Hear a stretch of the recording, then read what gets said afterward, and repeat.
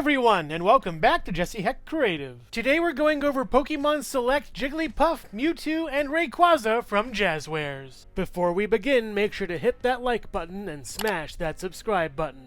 Now let's get to it. Here's the box for Jigglypuff. Pokemon and Pikachu on the top. Jazwares Select over here. Metallic looking really great with a cute little Jigglypuff over here. Another cute winking Jigglypuff over here. All the figures in the wave, second wave series on the back over here. And we have Metallic on the side. On the top we have nothing. On the bottom we have Illegalese. And let's check out Jigglypuff. The box opens easily from the back with a pair of kid scissors. It looks really nice, these little flaps. We just open it all up and reveal! Jigglypuff looks super cute. I really love how this figure looks. It's adorable, really nice and metallic, really good pink coloring. The eyes are done very well, the mouth is done very well. My big issue is it doesn't move at all. It's a shame. We have non-movable everything. Trying to wiggle everything around, doesn't move at all. Ears look nice. A little puff up here looks nice for Jigglypuff. Other than that, it's just kind of there, I guess. It looks good in a Smash display, but not much else. I do wish that a toy line would take care of this and make Jigglypuff much better. You can do a lot with Jigglypuff's character, especially from the Pokemon anime, but also I think that could be a great Nendoroid Jigglypuff. That'd be amazing. Get on that. Here's the box for Mewtwo. I've been waiting for this figure for so long. Pokemon logo, Jazwares Select logo, Trainer Team series, only at Target on the top over here. We also got Mewtwo articulated, really cool picture of Mewtwo looking up over here, really cute picture of Pikachu over here with all these Pokeballs. We have Series 5. I already have Charizard, don't need the rest honestly. Legalese over here as well as Pikachu once again. A really cool pose of Mewtwo. Now let's open up Mewtwo. Same as the 4. Open it up. We have a nice box over here. It's huge, by the way. Very large. Move the flaps. Pull this out over here. And then we have Mewtwo with a lot of disassembly to do. Just a lot of cutting here and there. These little tiny kid scissors. But yeah, it's a work in progress. All this taking out of stuff. A lot of things we have to pull out for this figure.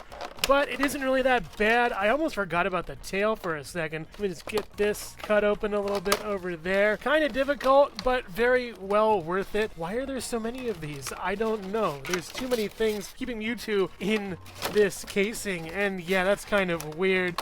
And I don't know if I like this over here. A lot of these parts are just taped up and put on the top, I guess. It was much easier to get them from previous figures. But now that we have that out of the way, we have... Mewtwo's head looks really good. It looks more round than I'm normally used to, but this is fine, I guess. The eyes are nice, but this one has a little bit of a thing back here. It's overprinted a little bit, which is a shame. There's also the neck thing back here that really hinders the neck from actually making any really good posing back here. It's kind of weird, and also this bottom neck part is on a swivel, so you'd have a hard time moving it at all. That's really weird. You actually can take this tube out and at least fix it, but that's something you really don't have to do. It's kind of weird. You can move it down, back, but putting this tube in makes it look even better. There's a really long tube thing, by the way. You actually can move it back and forth. Pretty alright, but it's a strangely done head. Mewtwo's body is really weird. He actually has finger joints that move in and out and then can move in with this one and out. It's kind of strange. He also has an elbow that can move pretty okay and swivels and then goes up and down and all the way around. The swivel over here and then a swivel up here, going all the way around at least on the bottom portion. And they look nice. It's just weird anatomy that I'm not used to, mostly reviewing humans. And the legs are really weird as well. These thighs are huge. They go up and down and then kind of in and out a little bit, kind of. This can go back and forward and swivel a little bit, I guess. Not really all that much. This part down here swivels a little bit more and goes down and up, and then the foot goes down and up a little bit, and that's basically it. No pegos at the bottom or anything. With a tail that you can move any way you want. It's rubber, and you can move it any way you want. It's very heavy and thick on the bottom. A lot of legalese on here that's kind of weird. I don't know. It just doesn't look that great to me. Yeah, this is an alright Mewtwo figure, sadly. At least there is a stand you can plug Mewtwo into by attaching these points here, attaching this down here, with a port that goes into Mewtwo's back that really doesn't want to fit as well as it probably should. Not at all, actually. That's kind of a shame and really weird. Don't know if I messed this up, but yeah, it's not really wanting to fit in at all. Here we have Jigglypuff and Mewtwo next to some Smash Brothers contemporaries in green. We have the Jack-specific Luigi, the Figma Young Link, and the SH Figuarts Bowser. And here we have Jigglypuff and Mewtwo next to some other Smash Brothers contemporaries in the round field, as well as more Pokemon, with the Figma Pokemon Trainer and Squirtle, Charmander, Pikachu, and Bulbasaur, along with the Nendoroid Kirby and SH Figuarts Pac-Man. And here we have Jigglypuff and Mewtwo Mewtwo next to a complement of Jazwares Select figures, Lucario and Charizard, with Jigglypuff standing in about 3 inches tall or so, and then Mewtwo standing in about 5 3/4 inches tall or so, in a good scale with the rest. Hello everyone, and thank you so much for watching so far. Make sure to click like, subscribe, share, and leave a comment. You can also click the bell icon for more creativity. Now let's get back to it. Here's the box for Rayquaza, looking really cool inside with this really nice artwork right over here with Rayquaza over there, articulated, Pokemon and Pikachu, Jazwares Select. On the side we got all the Pokeballs you'll ever need. On the back we have the whole wave, at least here. Great Ninja still sucks, by the way. Maybe I'll review Articuno soon, and I already have Charizard reviewed.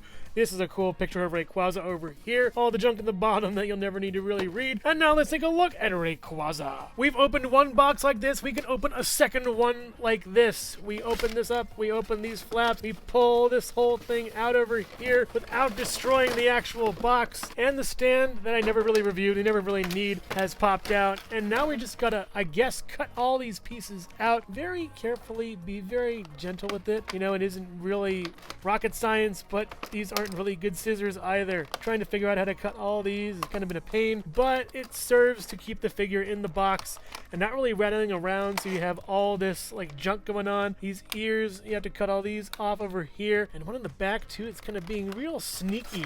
I gotta figure out with that over there, get that all cut. I think everything's pretty much cut out, and we have, I love Rayquaza's head. It's like a snake and a lizard combined with whatever these weird wings are. Honestly, the head could be a Pokemon all its own, but the rest of the body is greatly appreciated. I love the pink for the mouth. The teeth are painted really nicely, and these teeth, I guess, look cool as well. I'm not sure what they are, but I love it. Design is really nice. The articulation for the head is pretty good, at least on this, but the rest of the body has much more articulation as well. Rayquaza also has some neck joints moving up and down a little bit, as well as swiveling, and then moving up this far and down this far, and also swiveling. It's kind of tough, but you can make it all the way around, working out pretty nicely for this figure. As far as the arms and body goes, this segment is the only part that makes a Y. The rest are in this kind of circular pattern. We do have articulation on these going up and down a little bit in perpendicular to the seam over here and on the back, so there's that if you lose track of where the articulation points are. If you swivel over here and go up and back with the arm, and then go up and down with this, at least they both do swivel, so you do have really great range with this figure in case you want to do different types of movement with the arms. And being a weird snake monster as it is, Rayquaza has a lot of cool movement points, and the joints are very tight on this figure. Each segment has like, what, 2 different joints, so it's really cool. These are all repeated throughout the figure, but it makes for an impressive character, and it just looks super cool. A lot of movement for this figure as I'm showing off, and this is a really big balancing point for the figure to get it standing, or at least sort of in a position where it can kind of just stare up at characters or something like that. Like this would be a really good way to do it if you have Rayquaza in a pose, but there's one more piece that I haven't really been talking about all that much. Rayquaza also comes with a flight stand that looks really cool, and once you wrangle Rayquaza into a serpentine flight pose like this one, you can place this on, I believe, the second red segment, and Rayquaza just looks awesome with this. You want to really improve the balance on this piece, moving it slightly forward, so Rayquaza pitches forward a bit, but this is just amazing, looking really great. The flight pose is super awesome for Rayquaza. Amazing. I also like this pose where Rayquaza is closer to the ground with that tail in prime striking position. It's really fun to pose this figure. Maybe I'm better at posing animals. Since Rayquaza was a boss in the Subspace Emissary in Smash Bros. Brawl, I thought I'd include a comparison with some characters from that. We had the Jack-specific Fox and Diddy Kong who fought Rayquaza near the lake, and then the Figma Pit and Jack-specific Mario who were near the beginning of the Subspace Emissary. A lot of great characters in such a great game. And here we have Rayquaza next to some other Smash Bros. Characters from Pokemon. We have the Figma Pokemon Trainer and the Jazwares Charizard, Mewtwo, and Jigglypuff all looking really nice together, and Rayquaza is really intimidating here. At a tremendous height, at least here,